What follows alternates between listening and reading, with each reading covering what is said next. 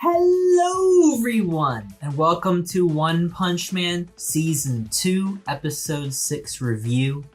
Before we begin, make sure you check out my Discord. The link is in the description. I have Facebook, Twitter, Instagram, all that stuff as well down there, so check all those out. Trying to build a community where everybody can talk and chat about anime and games and all kinds of stuff, so make sure you check all that out.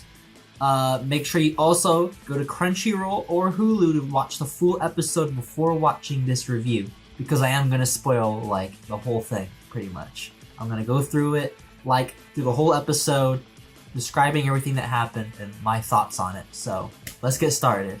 First off, Suiryu is crazy strong. This guy, we don't get to see his full potential or his full power, because he finishes the fight so fast, you don't even have a chance to really, analyze him. It's just one and done. Which, he sees Saitama and the way that he's one-punching people out of the ring, and he's like, okay, if he's gonna do that, I'm gonna do one punches to finish the match as well.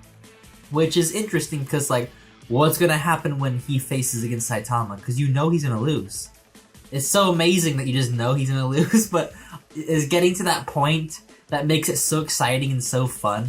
But he has a creepiness about him. There's something a little bit off with his brain, it seems like, because there's something weird about his persona, the way he thinks, the way he talks, the way his face is sometimes, and even the music that they have in the background, his theme music, is really freaking creepy. And it's are they trying to make him a really creepy dude, or is it just whatever the most random OST that they gave this guy? I don't know, but he's definitely an interesting character for the show. And poor Lightning Max, because this guy came in here trying to better himself, trying to get stronger, to stand up to foes like the Deep Sea King, and he goes against Suiryu and gets kicked in the face and destroyed. Lightning Max is done at this fight. And it's sad because he could have went so much farther. It's sad that he died. He didn't die, but lost right there at the very beginning. But it's how it is. I should have expected Snack to be in this tournament. I don't know why I didn't really think of him being in this tournament, but he kind of uses a martial art, the snake, whatever form that he uses. But he's never been a strong character. We've seen him throughout the show just get beat up by everybody. We've never seen him really go at it and defeat monsters or be on top of anything. So to see him here, he's also trying to better himself. And he does really good. He fights against this one random dude, and he does really well. But later on, it's not the case. However, we have monsters coming up to interrupt this arena, this tournament, and it's annoying because I hope they don't make it there until after the tournament's done. I don't want them to interrupt the tournament before Saitama faces off against Suiryu, because that's the fight that I want to see. I don't want the monsters to come in there and ruin everything and make a mess. I want it to get to at least that point, and then after that fight, then they can come in. But Bakuzan, I believe is his name, don't quote me on that, he lets the guys know, look, if monsters do come into this arena, I'll take care of them. And I'm like, oh snap, Bakuzan. Wow, he looks strong, he's confident. When I see this in this show, I should know better to know that they're actually really weak. Against Saitama, of course, but I feel like every time that the author won, whenever he does stories like this or Mob Psycho, whenever there's a character who just thinks they are a most amazing thing, they just get destroyed. It's like that every single time. I love it, but I should get used to it. I keep forgetting that happens because I'm thinking, oh wow, Bakuzan, wow, pretty good. He's really strong. Wow, I can't wait to see what he does. No, you don't want to see what he does next. So this episode was a great episode to showcase Genos, because we all know that Genos is basically the Vegeta of the show. And I say that meaning as in, he's the character who gets his butt whooped by the villains so that our main hero can come in and save the day. And that's what Genos is. I feel bad for saying that for Vegeta, because Vegeta is my favorite character in Dragon Ball Z. But unfortunately for Genos, that's his case in this story. However, this episode showcases that Genos is actually really strong. It's just that every time he fights, he goes up against someone like a billion times stronger than him. Because we have like 5 monsters or something that are converging upon the arena. And so Genos goes out there to take them out one by one. And he does. He actually fights the monsters one by one and destroys them pretty easily. He doesn't really have any trouble until like one of the late, like number 3 and number 4 monster that he fights. He's like, okay, easy, and then he gets to the ones that are like causing a little bit of damage on him, but he manages to defeat all of them. And it's these fights that make Genos look amazing. Like, I'm actually like, wow, Genos is freaking cool. He looks cool. I'm actually getting a little bit used to the CGI arms now. Like, I don't know what it is, but I feel like in this episode, it looked more natural than it has in the past episodes, so I don't know if that's just me getting used to it or what, but I actually like Genos in this episode. He was doing amazingly well. So we go back to the tournament, and Sourface won his battle. And it's kind of a shame that we didn't get to see how Sourface fights, but I guess it doesn't matter. It has a little weird moment of like camaraderie where they're just holding each other's hands and crying. It's like, wow, okay guys, calm down. However, Saitama didn't get to see Sourface's fight because he was in the toilet, taking a dump or something, I don't know. It kept showing them sitting in the toilet throughout the episode, so I guess that's what he was doing. It's like, god dang, Saitama, you couldn't at least been watching this fight. So it's Saitama's fight next, and you know those are the best fights. Those are the most, like, fun ones to watch, even though they're so fast. And he forgets how to tie his belt because he untied, like, there's a certain knot that he's supposed to wear for being, like a martial artist or something, but he forgets and he's trying to do it, and Bakuzan's talking crap to Saitama, as they all do, as everyone always does. And Saitama's just ignoring him, trying to get the belt right. He's like, oof, like, forget it, that's as good as it's gonna get. And Bakuzan starts to like showcase his moves, like, yeah, first I'm gonna hit you on the side of the arm, and your arm is gonna shatter, and then I'm gonna punch you, and your guts are gonna go flying, and then I'm gonna do this, and it's like, okay, calm the hell down, man. You're not gonna intimidate Saitama, that's not gonna happen. But his worst mistake was going like a karate chop to Saitama's head. He's like, then I'm gonna hit you in the head, and gonna knock you out or whatever, and break your bones, and Saitama is like, oh crap, don't touch my head, because he's wearing a wig. He doesn't want anyone to know it's a wig because it counts as a disguise, and he doesn't want to be fined for being there illegally. So that's when he one-shots Bakuzan out of the ring. Bakuzan's done. I actually tried to pause it. I didn't manage to get it for a photo for this video, but the punch that came at Bakuzan had fire on it. It was like a meteor coming at this guy's face. Like, god dang, Saitama, I could have at least, like, pulled the punch a little bit. I think you probably killed this guy. So the news is reporting that monsters are attacking everywhere for people to evacuate, blah, blah, blah. The little boy with the little manual is watching this, and I gotta say, the news reports in this show are hilarious. I remember in season 1, that they brought a guy on a news channel about the mosquito lady that attacked in the beginning of season 1, and he's like, oh, we brought you here as an expert to tell us what you know about this, and he's like, I don't know anything, and they're like, okay, get the hell out of here. It's basically the same thing, where they're like, what do you think about all this situation? And then the guy just stands there like and they're like, oh, he didn't say anything. We'll go to this next guy. What do you think? And he didn't say anything either. And they're like, okay, they had nothing to say. Moving on. Like, what kind of freaking news reports are these? Like, nobody, they're like put idiots on the TV. So Genos is fighting like this cockroach monster dude. It looks like some guy in a cockroach like costume or something. He's super fast. Genos can't hit him. He lost his arm. The animation in this episode, particularly in this section of the episode where Genos is fighting this guy, was really great. The animation was really good, really fluid. I love the moment when Genos is moving his hand everywhere trying to hit the cockroach, and it was so fluid.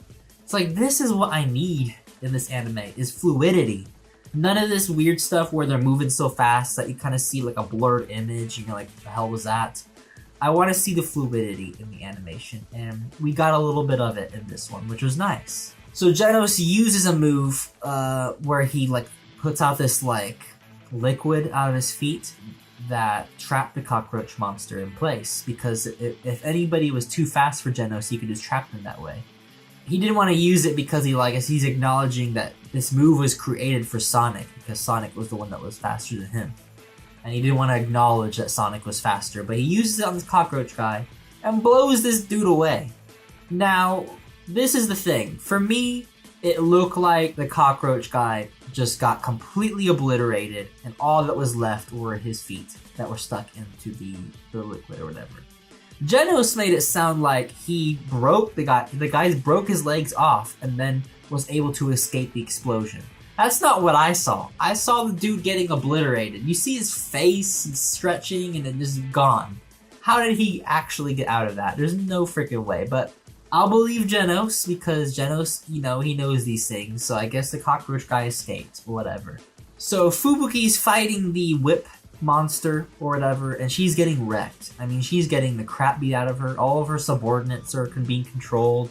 I guess it doesn't work on women, which is an interesting little thing, but it only works on guys. But Fubuki gets hit a billion times, and then she gets up the courage to fight, and she's doing all right or whatever, but really she got the motivation because Tornado steps in and just obliterates all of the controlled Fubuki agents, and the whip monster manages to escape in the mess or whatever. So it wasn't really much of a fight. It was kind of a little skirmish, and then that was it. There wasn't much to it whatsoever. I don't know why sometimes they animate Tornado like a little tiny weird, like the animation doesn't match whatsoever, but I do accept it because I do know that apparently he does this in the manga as well, where when it comes to Tornado, they draw her very simplified sometimes because she's a little brat, so they draw her like a little brat. So Snek gets a little bit of a flashback where he wants to be better. He wants to be like stronger. He doesn't want to be beaten up. It's basically the same thing like Lightning Max. He doesn't want to be weak anymore, and he wants to do better for himself. And he wants to be a hero and save people. And Suiryu's like, look, that's good and all, but if you're weak, you're supposed to die, basically. And he's like, what do you mean? Like, you want monsters to kill people? And he's like, if that's the way of the world, if the weak people die, then that's the way it is. Like, man, Suiryu has a really twisted way of thinking. And poor Snek, because he just wants to do better for himself. We do get like a little section of Puri Prisoner, if that's how you say it, I don't even know. Puri Prisoner escaped prison because the monsters are attacking them as well. I think the monsters are kind of trying to target S-rank heroes and bring them down because they want to show them, the monsters want to show that they're stronger than humans.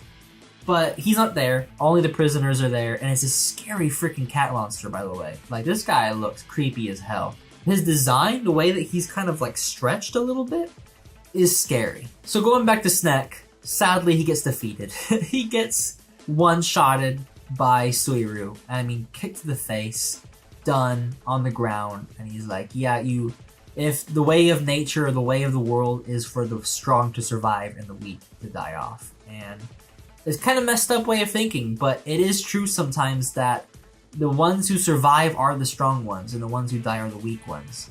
But little does he know, somebody who he doesn't know is stronger than him is going to be fighting him, hopefully, later in this tournament. Saitama didn't get to see that loss either because he's on the toilet again. How many times does this guy need to take a crap? Did he eat something wrong or whatever? Like, he keeps going back to the bathroom for some reason. It makes no sense. But I guess it's there for the gag, but I have no idea why he needs to go so many times. So after the credits, we get a little scene of like this monster talking to the king of monsters. And he's explaining that all of their forces are in place. All the monsters who are attacking, like all the cities, are not even their strongest forces. They're like the weaklings. Not the weaklings, but they're like their lower level monsters going out. Which is scary because that means there's higher dudes that are just in waiting, ready to be unleashed upon the world. And apparently some monster association is what they're called. And we see a glimpse of Genos and he's destroyed. Whoever destroyed Genos is headed towards the arena.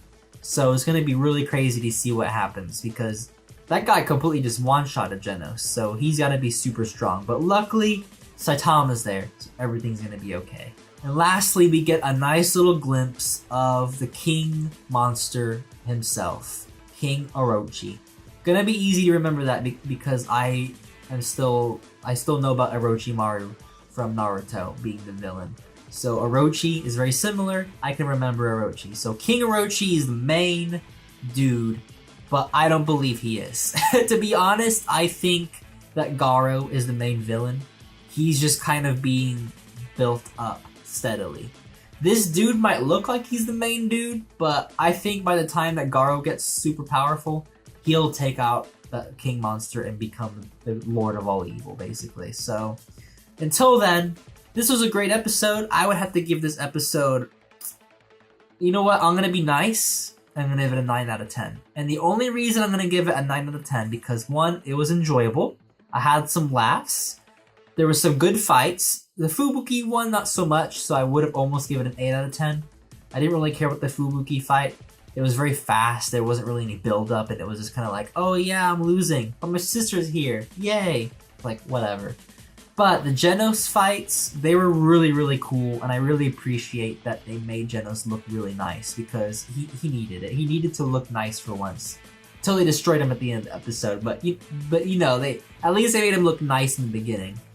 But not only that, the animation, especially when Genos was fighting the cockroach monster, was really, really good. I really enjoyed that little segment of animation. Overall, the animation's subpar compared to Season 1, but for this little bit, it was nice. So I am going to be nice today and give it a 9 out of 10. At least hoping that one of these episodes will be a 10 out of 10, but we'll see when we get there. But anyways, thank you so much for watching. Like and subscribe if you haven't already. Check out my other anime reviews, my gameplay videos, my live reactions of Attack on Titan, my meme reviews, funny video reviews, and all that good stuff.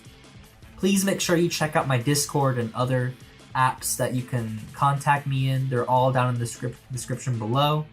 And I'll be waiting for next week's episode anxiously because I want to see where this story's going.